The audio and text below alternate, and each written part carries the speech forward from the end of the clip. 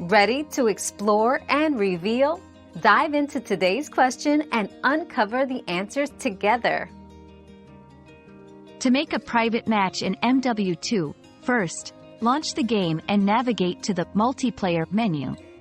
Next, select Private Match, Trials, and Game Battles from the options available. Then, click on Private Match and Create Match to customize your game settings according to your preference. After setting up the game rules, maps, and modes, invite your friends by selecting Invite Players to join your lobby. Once everyone is ready, start the match to begin playing your custom game.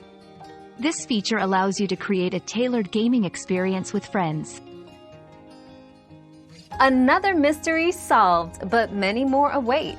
Keep up with our daily discoveries by subscribing and turning on notifications.